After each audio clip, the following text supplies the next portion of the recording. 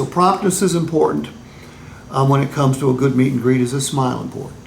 Yes. Yeah. And for some people, that's hard. Okay? For Jorge and Tim, it shouldn't be hard. You guys have been doing it for a while. You're brand new. But you both have got good personalities. I mean, Dylan walks right up to me. He's not afraid to introduce himself to me. Justin, smile. If you have to force it, but smile when you're meeting and greeting that Everybody does customer. maybe that smile too much most of the time. There's no such thing as smiling too much. All right, look your customer in the eye when speaking to them. Address all members of the party. Okay, if they got kids with them, fucking introduce yourselves to the kids. All right. A firm handshake. You know, when I wrote this, I guess it was shortly after COVID, and we're shaking hands with people again, right? Yes. Yeah. I need to change this. All right. Introducing yourself is still important. You guys wear name tags? We have some.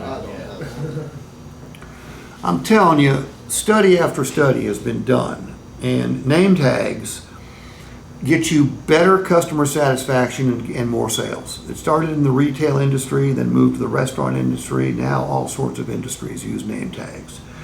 The customer is, you forget customers' names? Yeah. We all do. They forget your names too. If you've got a name tag, they can't forget your name. I strongly suggest you wear a name tag. All right? Asking your customer if they're here to see someone specific is still important, because if Dylan made the appointment, you don't want to take the customer and start working them and then discover that Dylan had an appointment with them. Certain things are to be avoided. Things like, can I help you? Are you here for the big sale? Unless you're having a big sale. And can I sell you a car today? I hear salespeople still saying that. Welcome to, can I sell you a car today? What do you think that does to the customer? Exactly. All right, what changes might make a big difference? Letting the customer know you're not going to sell them a vehicle. Letting the customer know you are going to help them buy a vehicle. Assure them. You know, do we get the customer that says, I'm just looking? Oh, yeah. Okay. You know, I was teaching people how to overcome that. One guy in the class goes, nobody ever tells me they're just looking. I said, well, aren't you special? I said, how does that work? And the son of a bitch was right.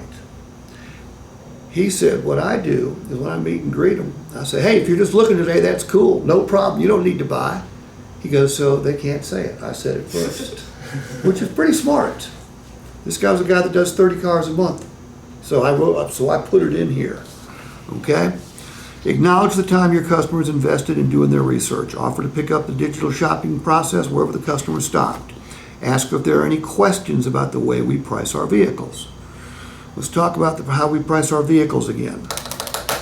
Do we use third-party software? Yes. Do we match every vehicle we have in our inventory up with every other like vehicle in 500 miles? Yes. Are we always going to be at or below market? Yes. Is this the same type of software that Walmart and grocery stores and service stations use? Yes. Yeah. Why do I use Walmart? Because everyone knows Walmart. Save money, live better. You're right. Well, they're known for low prices. Okay. All right.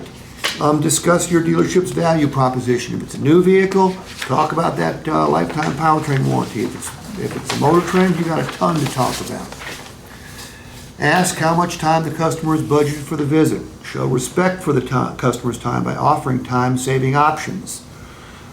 Start the credit process. Start the appraisal process. And then find out how the customer wants to proceed. We're going to do it the customer's way because they've got the money. We want the money. We want them to drive off in one of our vehicles. Right? All right. And